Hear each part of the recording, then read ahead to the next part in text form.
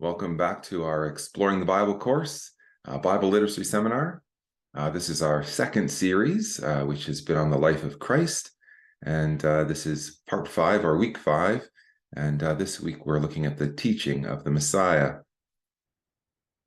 If you'll recall, if you've been with us for the first 4 sessions, we looked at the anticipation for the coming Messiah based on Old Testament prophecies. We looked at the birth of the Lord Jesus Christ, his early days, and then last week we were looking at his preparing for the ministry of the Messiah, choosing the apostles and getting them prepared for the 3.5 years they would spend with him in his company during his ministry. And that, of course, included his baptism at the hands of John the Baptist. So welcome back. We're glad you're here. If you've missed any of the previous sessions, we'll remind you that they are available online as videos, as well as the more extensive notes, because as we become to appreciate, there's no way we can cover all the material in the life of Christ in 8 short weeks. So if you need to go back and review those, that would be a good thing to do.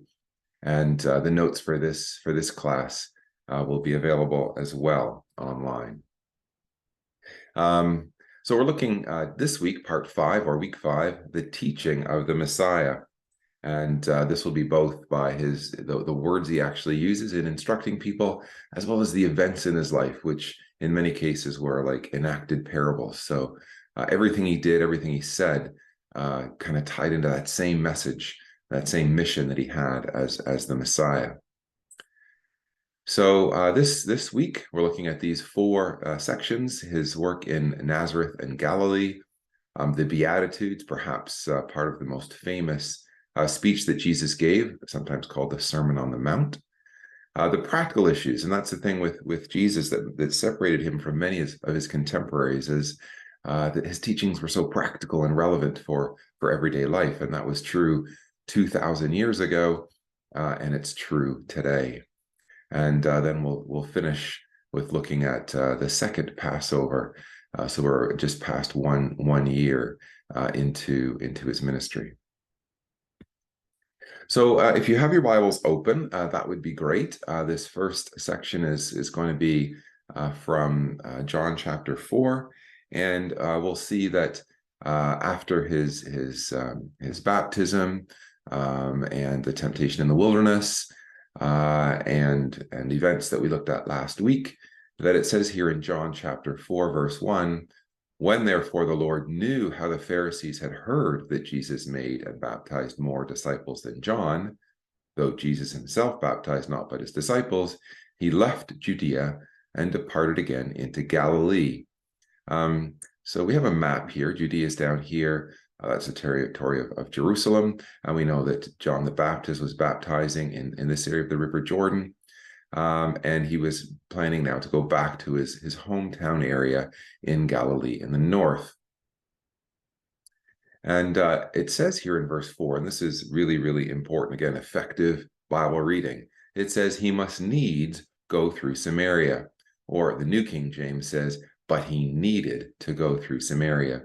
Now, if you can see on this map here, Samaria sort of cut the land in half. And this was the ancient kingdom of Judah, which became Judea. And the north here were the northern 10 tribes. And Samaria was the capital city and became, this whole region or area became known as Samaria. And we'll look at the historical significance of that in a moment. What we do know is that Jews and Samaritans did not get along. And so here it says he needed to go through Samaria. Now, most people, Jews, that is, if they were leaving Judea and going to Galilee, they hated the Samaritans so much. I don't know how well you can see it on this map, but here was the traditional route. They would head somewhat north, cross the Jordan River just south of Samaria, go on the east side of the river, and then come back over into the area of Galilee by crossing the river again. They didn't even want to go through Samaria. So Jesus didn't need to go through Samaria in some sort of, well, that was the direct, that was the common route. It was certainly more direct. But he didn't need to go through Samaria from that point of view.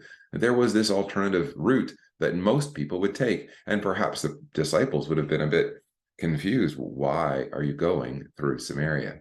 But the point is, he needed to, because he knew he had someone there he wanted to meet.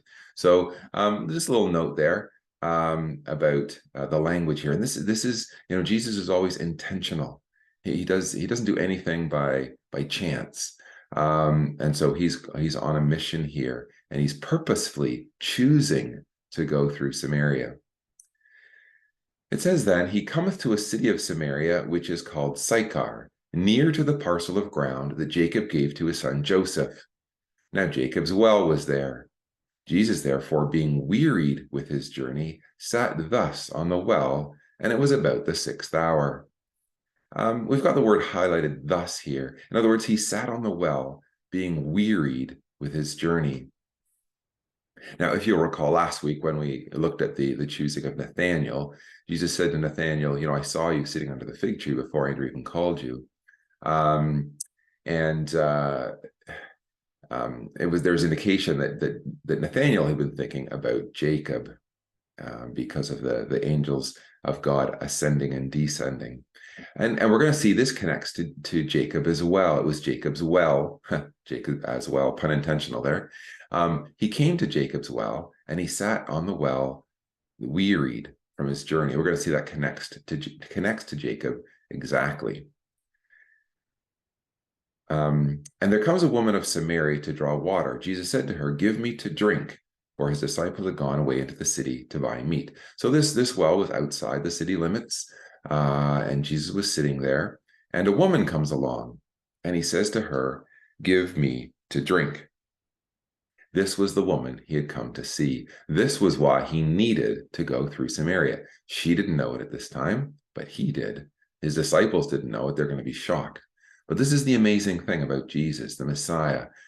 He seeks people out. He's the good shepherd, and he's seeking for the lost sheep. And here he's talking to a woman of Samaria. Now we're going to pick up the story in a minute, where she's astounded that he even talked to her. But first we got to talk about this Jacob's well. So this takes us back to Genesis chapter 33. Again, if you want to make a note in your Bible and make this connection, this cross-reference, if you have a Bible with cross-references, it's probably there in the margin. It'll link you back to Genesis chapter 33. Now, a little bit of background here. In verse 1 of chapter 33, it says, Jacob lifted up his eyes and looked, and behold, Esau came, and with him 400 men. Now, the chapter break may not be useful here. You got to look back and say, well, what just happened? Well, you'll recall that Jacob, after all the years in servitude to his uncle Laban, was heading back to the promised land with his wives and his children, and flocks and herds and all that he had. And he was concerned about meeting Esau, because last time he saw Esau had threatened to kill him. Well, the previous night, Jacob was so worried that he was up all night, struggling with this idea, and at the same time struggling with an angel of God. And he had said to the angel, I'm not going to let go until you bless me. And he'd received a blessing. In fact, this is when Jacob's name was changed to Israel. Well, at the end of that, his thigh was put out of joint, so that he would release the angel, but also teach him a valuable lesson. Jacob, stop relying on yourself. Rely on me, God is saying. And so he's limping now. So he's tired. He's anxious. He's lame. And here he is, and there's Esau coming with 400 men. Now, he didn't know what Esau's intentions were. He had planned to send all these presents and tried to appease Esau. It actually worked, in the sense that Esau no longer held the grudge from 20 years ago when Jacob stole the blessing from him.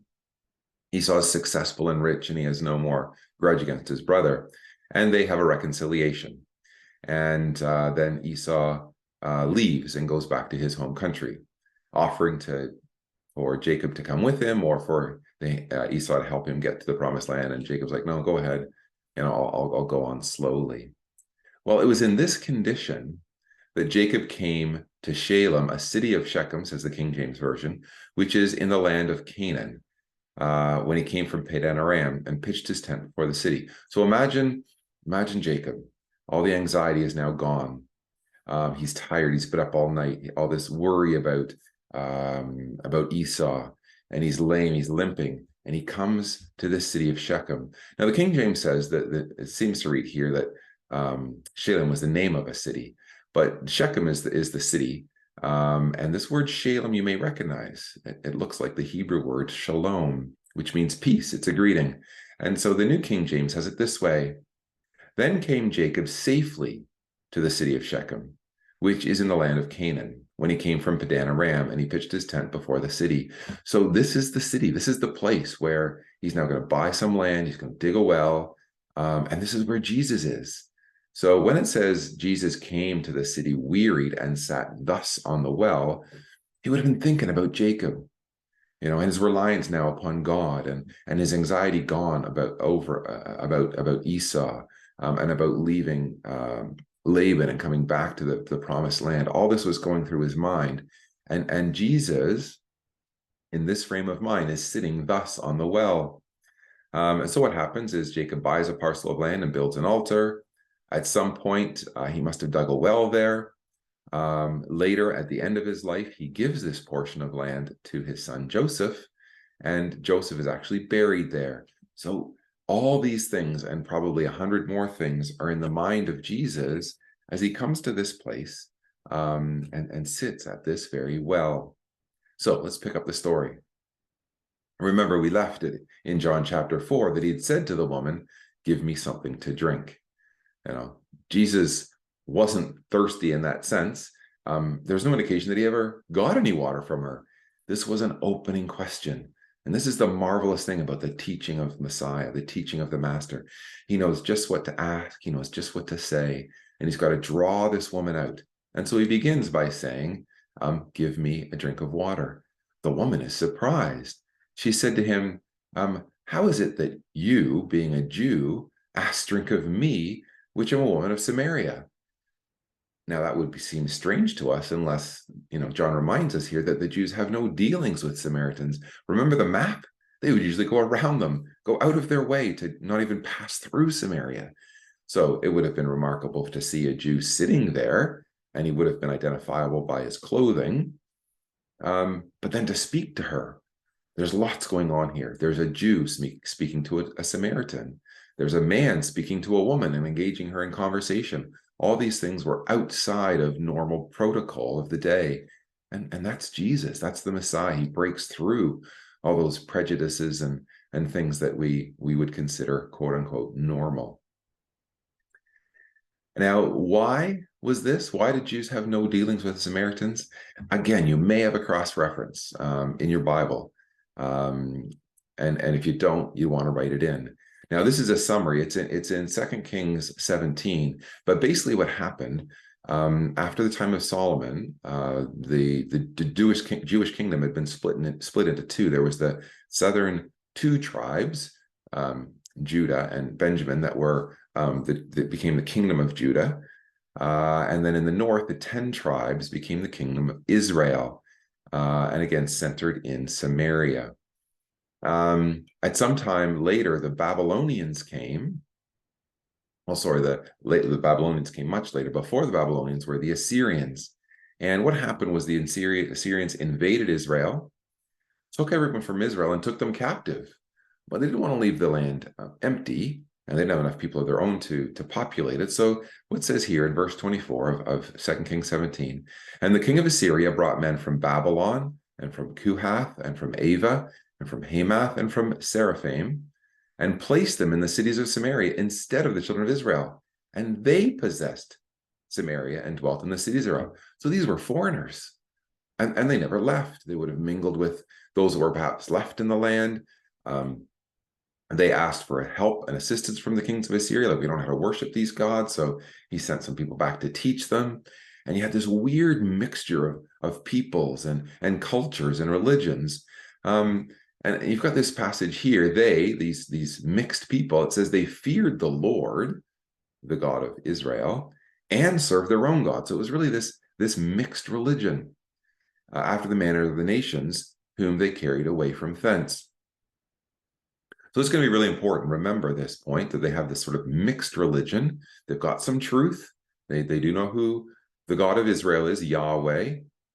but they've got their own idols as well, and they've got this kind of mixed religion. And notice they come from 1, 2, 3, 4, 5 other regions. That too is going to be significant. So they got 5 sort of nations, foreign nations with their false gods, and this one true God, Yahweh, that they're trying to worship as well. That's going to play into what's happening. And this is about, what about 600 years before Jesus? And now 600 years have passed, and this woman is at the well. She's Samaritan, and this is her heritage, and Jesus is going to teach her the truth. So Jesus says to her, if you knew the gift of God and who it is that said to thee, give me to drink, you would have asked him, and he would have given you living water. So you can see how Jesus, the question about give me something to drink, or the request, was just an in. It was just a way of getting this conversation going. Because he's saying, really, what you're offering is not nearly as important as what I have to offer you. Well, she said to him, she takes him literally. She says, sir, you have nothing to draw with, and the well is deep. Where are you going to get this living water? And here's the question. She was obviously a woman who understood her heritage, who understood the significance of the place they were. She was a deep thinking woman, and Jesus was looking for her. That's why he needed to go through Samaria. She says, are you greater than our father Jacob? So although she was a Samaritan, she connected to Jacob. You know, there was this mixture of the races there, which gave us this well, and drank thereof himself and his children and his cattle. So like this well is our lifeline. Are you greater than that? Jesus answered and said unto her, whoever drinks of this water is going to thirst again. It's just natural water. That's why you got to come every single day to draw water, because it's not eternally satisfying. It just gets you through the day.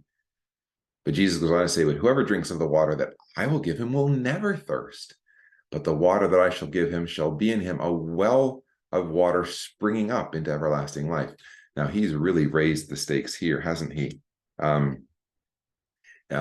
He's speaking on a very different level, a different plane, and she's still wondering. She's starting to get the sense of it. She says to him, sir, give me this water, that I thirst not, neither come hither to draw. Now, I think she's being sincere, but is there a touch of sarcasm here? We're not sure. She's never had a conversation like this before in her life. In fact, we're going to see that she wasn't maybe the most popular woman in town, and may have been shunned. That might be why they're alone here. Usually would come to draw water in the mornings, and this is not the morning. Maybe she had to come alone outside of the normal time, because she was the kind of person that had been rejected by the majority, but not by Jesus. So, give me this water, she said. So Jesus says to her, go call your husband and come hither. Again, why? This just seems random. Why is he saying these things? Why did he ask her for water? Why does he now ask about her husband?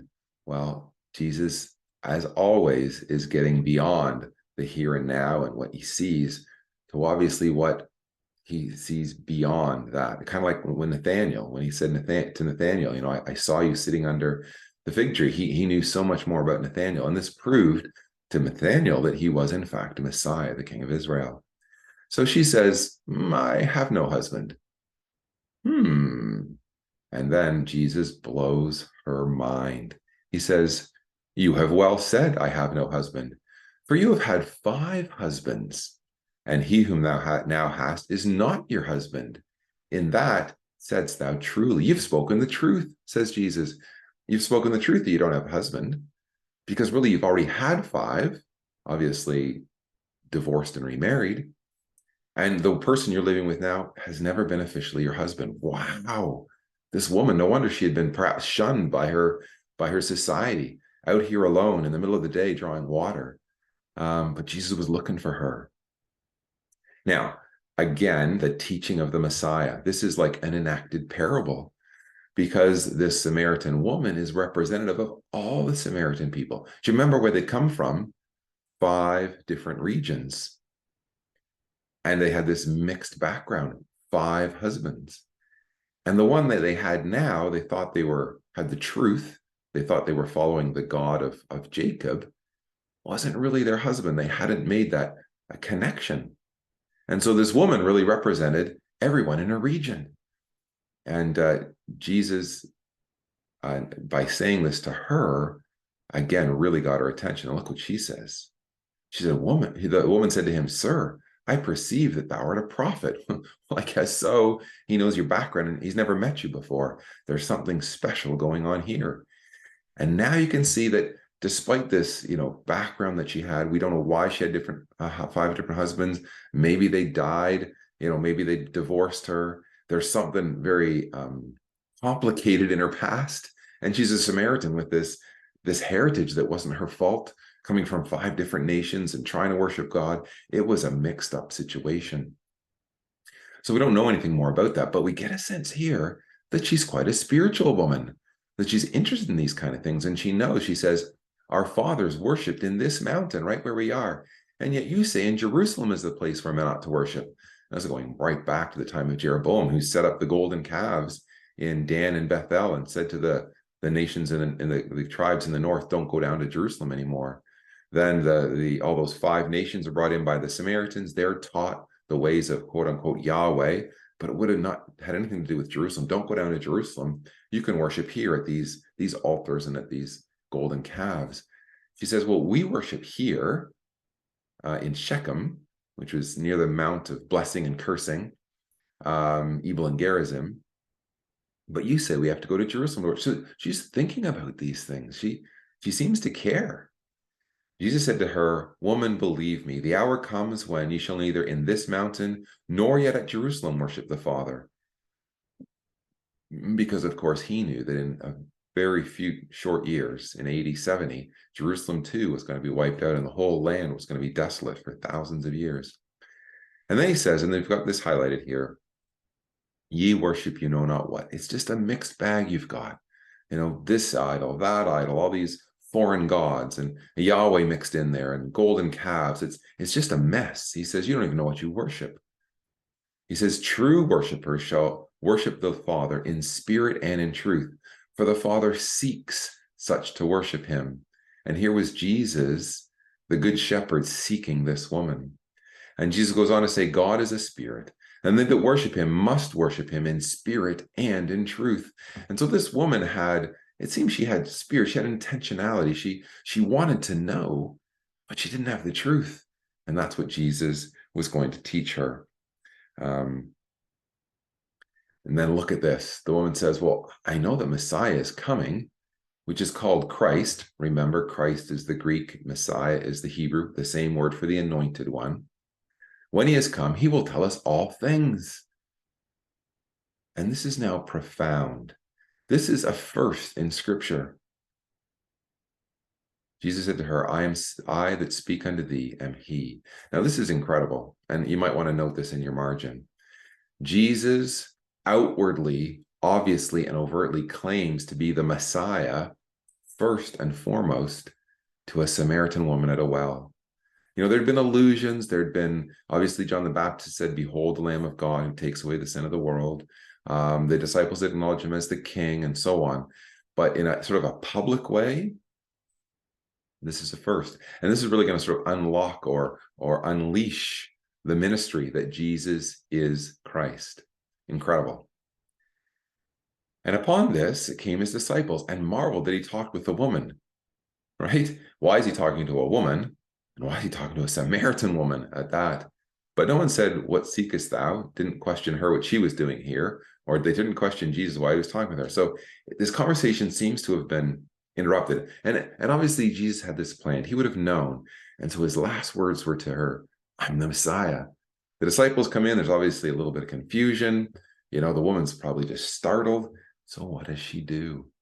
It says she left her water pot. She came there to draw water that morning, but she left with her heart filled and her mind racing. She went her way into the city and said unto the men, come see a man which told me all things that ever I did. Is not this the Christ? She preaches. We've seen this with all the disciples. As soon as they've met Jesus and been called to follow him, they go and find their brother or their friend. They're always finding people and telling them about the Messiah. And this woman's no different. she goes and she starts to proclaim to everyone in the town that the Messiah had come, and he was there at the well. And what happened? They went out of the city and came to him. And it's interesting then that the disciples then say, well, we brought you some food, Jesus, Master. And he says, I've already had something to eat. And they're like, who gave him something to eat? And he said, oh, I've had food that you don't even know of. He was filled with doing the will of his Father. And this was spiritual food, and it superseded the need for natural food. Then he turned, and the whole crowds were coming out of the city to meet him. And he said, the fields are white for the harvest. Pray the Lord of the harvest that he sends laborers into his harvest. And so the ministry began there in Samaria, the white fields for harvest, as people came to him and wanted to know. And so he stayed there a while and then continued his journey up into Galilee.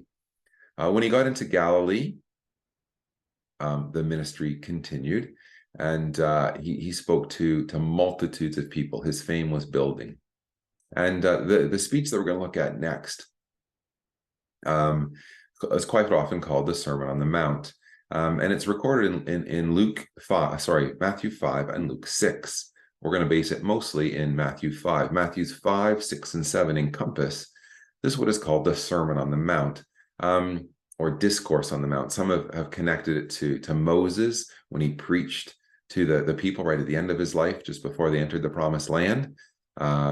He spoke to them right in this location, the mountains of Ebal and Gerizim, where he'd been with the woman. This is further north in Galilee. Some have said it was kind of like Jesus' mission statement, if you will. This was his vision. It was a visionary statement. The Beatitudes cover the moral qualities that Jesus desires his followers to develop. That's in the first sort of half of Matthew 5, and then 6 and 7 continue developing these themes. And we'll look at some of those things today in the teaching of the Master. We'll have to go fairly quickly. And these qualities, these moral qualities, are really the qualities that Jesus himself displayed. So he preached to them and taught them what kind of character they need to develop. And then, of course, he manifested that in his own life. Now, these series of sayings, and there's 8 of them, they're known as the Beatitudes. It comes from a Latin word for blessing. You can see there that there's some Latin words there that just means blessing, because he's going to say, blessed are the so on. So that's why they're called the Beatitudes. But really for us, I think we can think of them as the Beatitudes. What attitude do we need to have in order to be like Christ? And so we'll quickly look at them. Here they are. It says, blessed are the poor in spirit. Blessed are those who mourn. Blessed are the meek, and so on. And these are in Matthew 5, if you want to follow along in your Bible. The word blessed there means it's a state of happiness. It's the idea of a peace of mind, a tranquility. This is the idea. So if we manifest these characteristics, poor in spirit, mourning, meeking, hungering and thirsting for righteousness, being merciful, being pure in heart, being peacemakers, and the last one, if we're persecuted, it actually is a blessing. Now, these are not characteristics that, for example, society at large would put forward as something that's desirable, but these are moral, spiritual qualities that Jesus manifested, and those who follow Jesus need to manifest.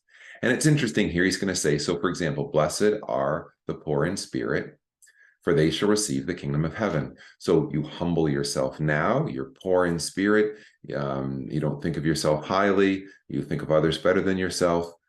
In this life, that might mean kind of a lower station, but you're going to be in the kingdom of heaven. When Jesus returns and the kingdom of heaven is established on earth, you'll have a part in that great day to come. So it's kind of all about the now compared to the then. If you mourn now, you will be comforted. You'll have comfort in this life, yes, because of knowing the hope that we have, but you'll be comforted in the kingdom. If you're meek now, you will inherit the earth. Now, meekness is not weakness. Jesus was a meek person, and yet he was the most powerful person who ever existed. Moses, it says, was a meek man, and yet obviously he was a very hardy leader. He wandered in the wilderness. He was at one point a prince in Egypt. So meekness is not weakness. Meekness is a frame of mind that allows you to be teachable, that allows you to put others above yourself, to think of what's best for other people, not yourself. Truly a quality of a great leader. If you hunger and thirst for righteousness, you're going to be filled. And Jesus later says, ask and it'll be given to you. If you really want righteousness, if you really want wisdom that comes from above, ask for it, search it out, and you will be filled. If you show mercy, you will obtain mercy. If you're pure in heart, you'll see God. Really, these characteristics here describe to us how to develop the characteristics that will allow us to be pure in heart. This whole series of teachings of Jesus in Matthews 5, 6, and 7 is going to end with a statement, "Be holy, for I am holy." So those who are pure in heart will actually see God in the kingdom. If we're peacemakers, we'll be the children of God, because this is a characteristic of God. He's loving and merciful and long-suffering and patient and good. He is a peacemaker. He is one who brings tranquility and peace. And if we do that, try and harmonize and try and unite people, then we will truly be God's children. And if we do all these things, we're likely going to be persecuted, because these things are anathema to many in the world. And when we speak truth like Jesus did, well, we know where that got him. He's going to end up being crucified. And again, we have the bookends here. The poor in spirit who are persecuted for righteousness' sake will receive the kingdom of heaven. And so the bookends on these 8 qualities, these moral qualities. Now, this next little section here, we're not going to look up these passages. Again, these slides will be available. And I just found this interesting, that Jesus, in all the blessings, the characteristics that he's showing here, had an Old Testament connection. So poor in spirit is in Isaiah 66, those who tremble at the word of God. Those who mourn are in Isaiah 61. The meek, it's pretty much a quote. Psalm 37, verse 11 says, "The meek shall inherit the earth." So we can see that Jesus is drawing on these Old Testament prophecies and teachings, and then expounding on them in his discourse on the Mount. Hungering and thirsting after righteousness, Isaiah 55, ho, you that thirst, come and get food and drink without cost. Why are you laboring for those things that don't give you anything? Come and have for free what God is offering. The merciful are in Psalm 18, the pure in heart, Psalm 24, who shall ascend into your hill and dwell forever in your holy tabernacle? Those that are pure in heart, it says. The peacemakers, those that have the ability to control their own spirit. It's better than someone who goes out and fights a war. So making peace in many cases is just diffusing a situation, not going in kind of guns a-blazing and fists flying, but controlling your spirit, biting your tongue. These are peacemakers. A soft answer turns away wrath. And we see in 2 Chronicles 36 that God had sent all his messengers to appeal to the people of Israel, and one they killed and one they stoned and so on. So if you bring God's message to people, quite often it's not going to be received. Now, in the Luke account, in Luke chapter 6, Jesus has a counterbalance, as if you will. Not only does he say the blessings, but there are 4 woes. Interesting that there's half as many. Later on in his ministry, in Matthew 23, he's going to be very harsh in speaking to the scribes and the Pharisees, who he calls hypocrites. Now, in Matthew 23, we'll come to that later in our classes in another week down the road. Jesus has 8 woes for the Pharisees and the scribes. So that might be a little interesting connection you want to look into. But here in Luke chapter 6, after a summarized version of the blessings, he has 4 woes. Woe to you that are rich, that are full, that laugh now, when all men shall speak well of you. You can see there's this contrasting. If now you put your focus on the here and now, you're going to miss out on the future. Whereas the Beatitudes of poor in spirit, mourning, the meek, that's a state of mind now that's humbling, that results in exaltation in the kingdom when Jesus returns. So what does Jesus say about these ones? Woe unto you that are rich, for You have received your consolation. If you go after, riches and wealth now in this life, that's all you're going to get. There's nothing more for you. Don't expect any reward in the future. You got what you wanted. If you're full now, you're going to hunger later with regret and misgivings. If you laugh now, you're going to mourn and weep. Remember, if you mourn now, you'll be comforted. If you see the state of the world and it brings grief to your heart, and you long for Jesus to return, to put right everything that's wrong, well, you will be comforted. But if you participate now in what the world offers and you're laughing and having a good time, later you will mourn and weep with regret. And if men are speaking well of you, beware, because that's what they did for the false prophets in Israel's history. It was always the false prophets that got all the accolades and all the notoriety, whereas the true prophets of God, they received, they were persecuted and sometimes killed. So it's basically a contrast between the now, the here and now, and the kingdom. It's a comparison between the present and the future. You got to sort of make a choice. Do you want everything now and then miss out on the future, or are you willing to give up things now, put yourself second, think of others first now, and receive the reward in the future? It's basically the temporal versus the eternal. And so these Beatitudes and the teachings of Jesus really set the tone for, really, as I say, it's like this mission statement. If you're going to be followers of me, you need these qualities that he lists in the 8 blessings, and you need to avoid the things that are on the screen now. Being satisfied with what this world has to offer now. Now, Jesus goes on in Matthew chapter 5. We won't read it all here, but he brings some metaphors. He talks about being the salt of the earth. He talks about being the light of the world and like a city on a hill that can't be hidden. And this is really an extension then of, if you're putting forward these characteristics that he's talked about in the 8 Beatitudes, you'll be the salt of the earth. Salt savors things. It makes things taste better. And so we can have an influence for good in our circumstances, in our homes, in our places of work, amongst our neighborhood. We can bring savoriness to a place that is often bitter. Salt also preserves. We're kind of distant from that in our own modern society, but salt preserves things, and we have the ability through the teachings of Jesus, which we share, through the characteristics of Jesus, which we show, of helping bring salvation to others. It's like that light of the world, the city on the hill that can't be hid, or like a candlestick to give light to all that are in the house.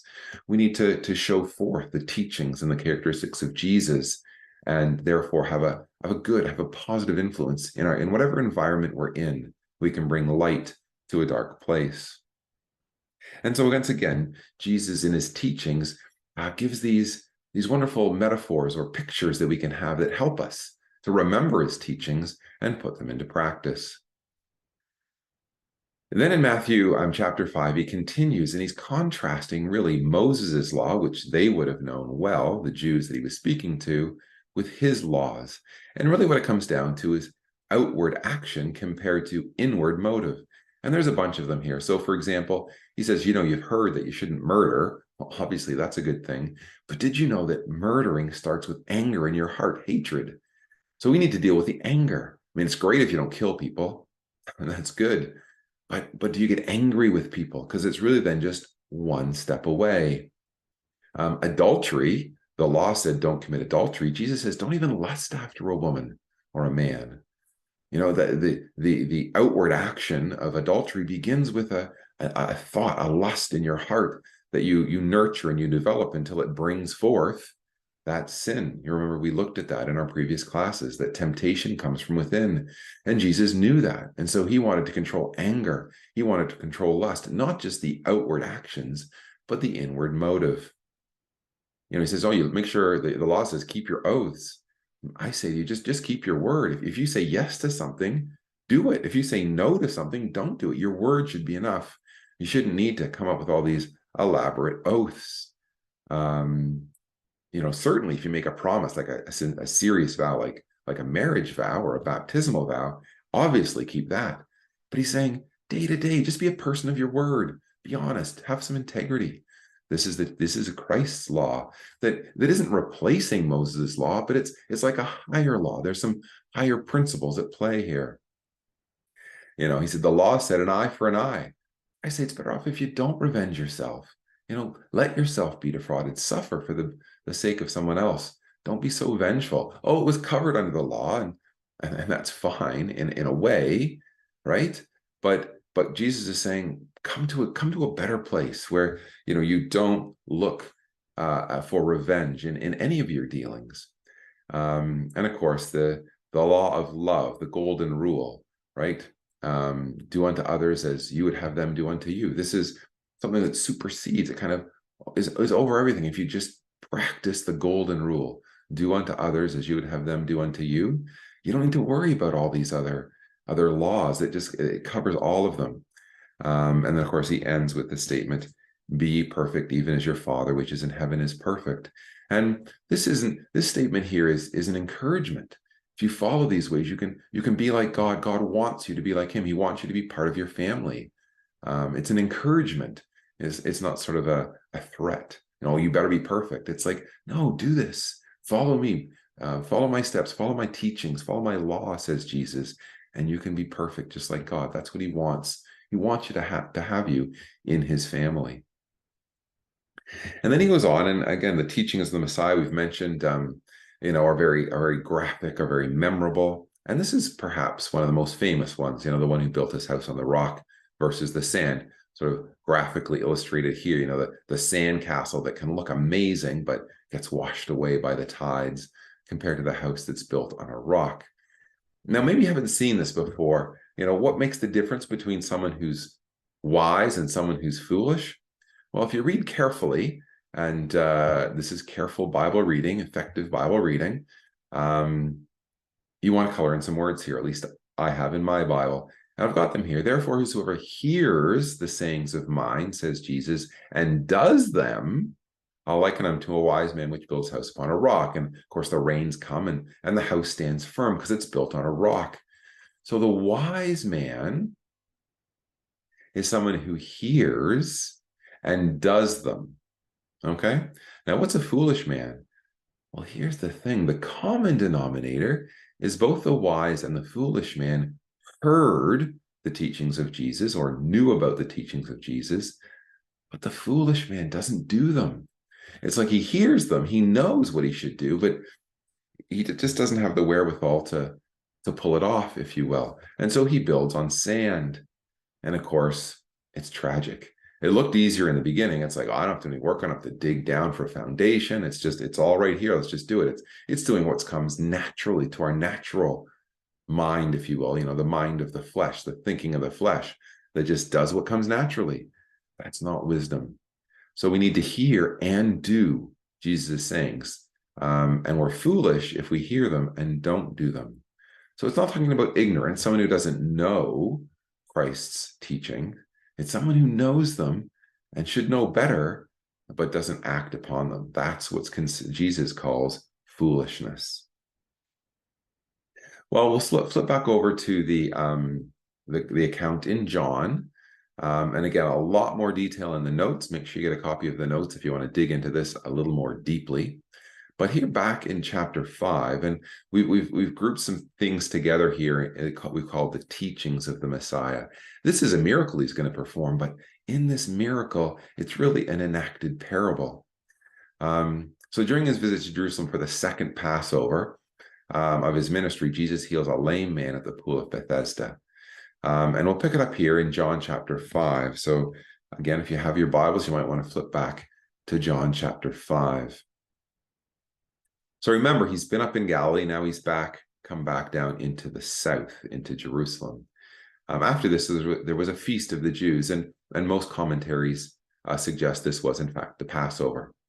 Jesus went up to Jerusalem. Now, there is at Jerusalem by the sheep gate, a sheep market, a pool. It's also near the sheep gate. So this is where they would have brought the sheep, purchased the sheep for the sacrifices in the temple. Well, that's significant because Jesus is the Lamb of God, which takes away the sin of the world. And here he is near the sheep gate. And there was a pool, which is called in the Hebrew tongue, Bethesda, which is house of blessing, having 5 porches.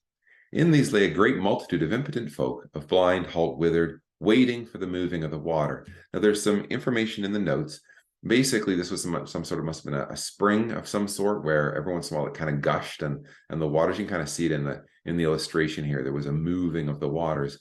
And whether it had any medicinal effect, or whether it was just kind of legend, there was this idea that if you got there first into the water, just as it was moved, you could be healed. And, whether that was true or not doesn't really matter. The people certainly believed it, and one of the lame men there believed it. There was a certain man there which had an infirmity 38 years. When Jesus saw him lie and knew that he had been a long time in that case, he said, "Wilt thou be made whole?" Notice again the teaching of the Messiah. We saw it with the Samaritan woman, and we saw it with this man. He asks a question or makes a request that seems kind of obvious. Do you want to be made whole? Well, obviously, he's been there 38 years, waiting for someone to help him into the pool. What a tragic situation he was in. There's lots going on here in this enacted parable. Number one, he's there, he's near the temple, he's near the sheep gate, he's near this supposed pool that can bring miraculous healing, and it's of no value to him. This 38 years is significant if you think about the fact that Israel wandered in the wilderness for 38 years after the first 2 years. So they got to the promised land after 2 years.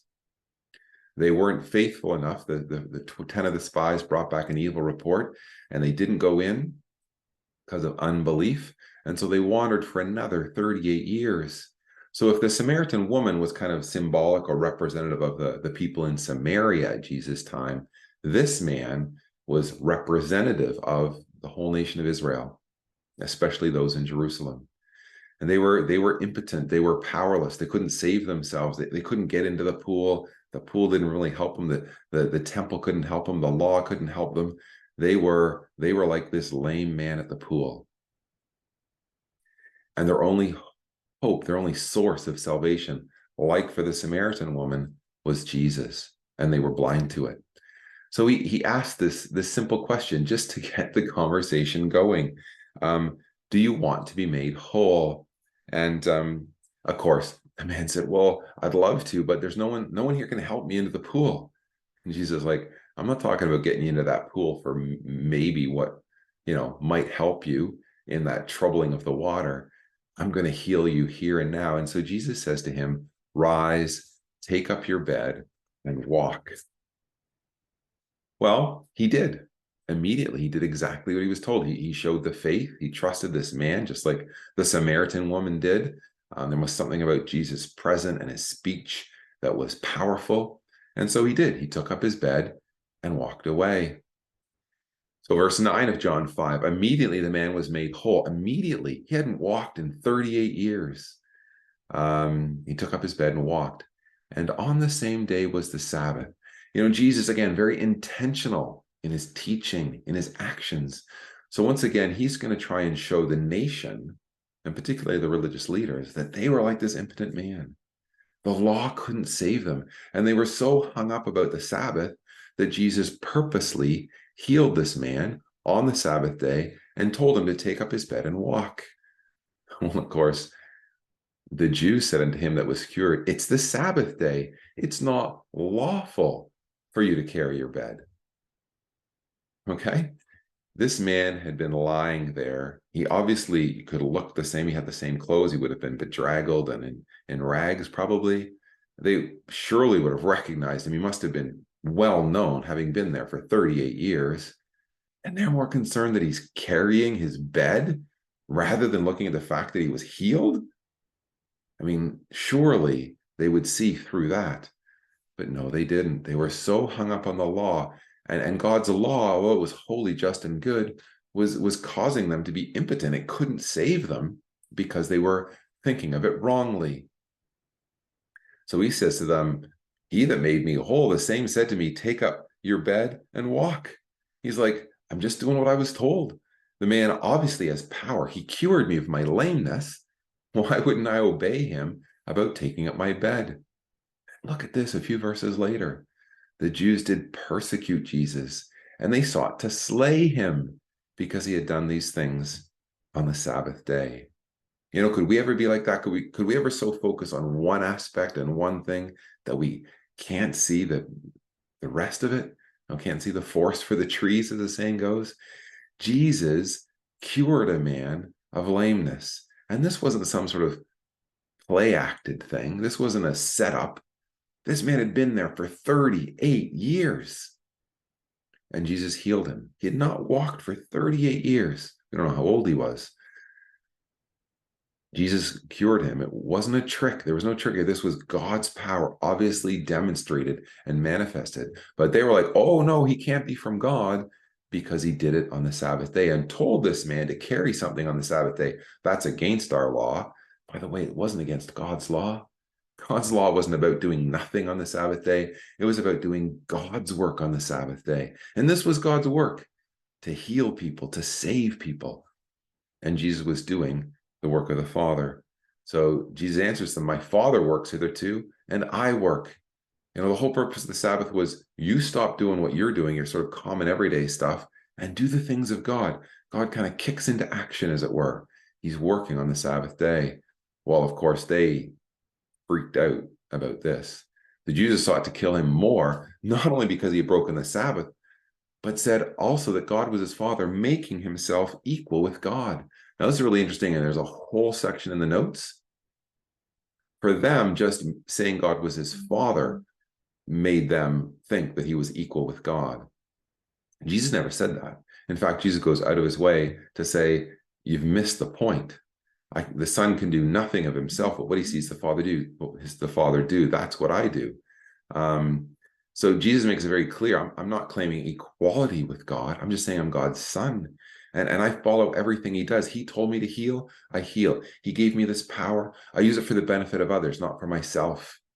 He wasn't making himself God, but they misunderstood him and made out this point that they thought he was equal with God. But Jesus says quite clearly in verse 30 of John chapter 5, just to drive home this point, I can of my own self do nothing. He had nothing of himself. He had received it from God, his Father. He was sent by God, his Father. He was doing the works of God, his Father.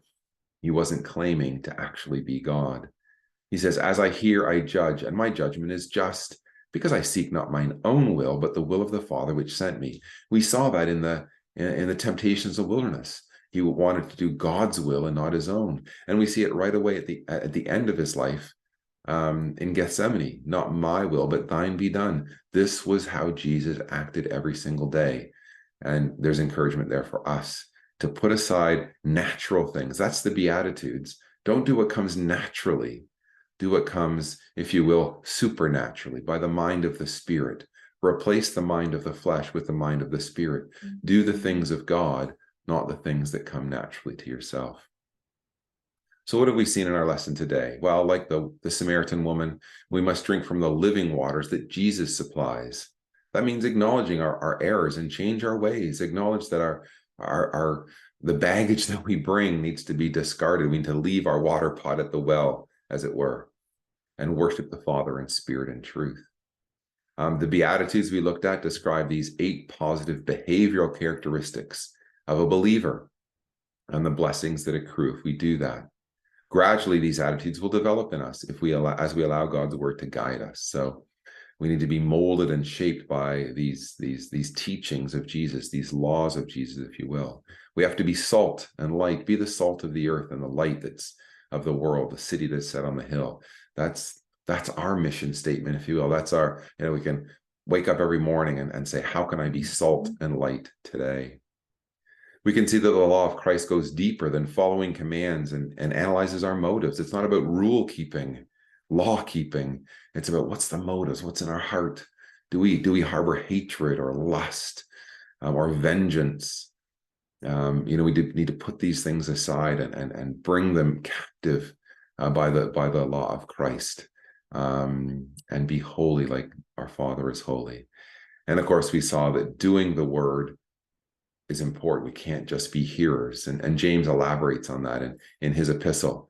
We have to be doers of the word and not hearers only. This is true wisdom. And of course, the enacted parable at the end, all that it spoke about, the inability of the law to heal or to save, and our need to come to Christ and obey him, and that true Sabbath keeping is resting from our own works and doing the works of the Father, not just one day a week, but every day of the week. It's about putting aside our own wants and desires and loving the Lord our God with all our heart, with all our mind, with all our soul, and with all our strength. So thanks for listening once again. Next week, God willing, we'll be looking at this growing opposition to the Messiah. And you can see we've already seen the seeds of that sown. They weren't willing to accept Jesus for who he was. And they couldn't take the obvious demonstration of power to mean that he came from God. They were hung up in two things at least: their own view of what Messiah should do, and Jesus wasn't doing it. He wasn't casting off the Romans. And their misunderstanding of the law of God, the law of Moses, that had them boxed into these restrictive measures that only really looked at the outward actions, not the inward motives. And so we'll see that grows, the growing opposition to the Messiah, next week, God willing. So in the coming week, I pray that God will bless your study of his word wherever you are studying it, whatever section, but in particular, as we look at the life of Christ. God bless you in your reading, that you might read effectively and explore the Bible and learn from it, and be encouraged and transformed in your thinking and in your actions. So God be with you, and until we see you next week, God willing.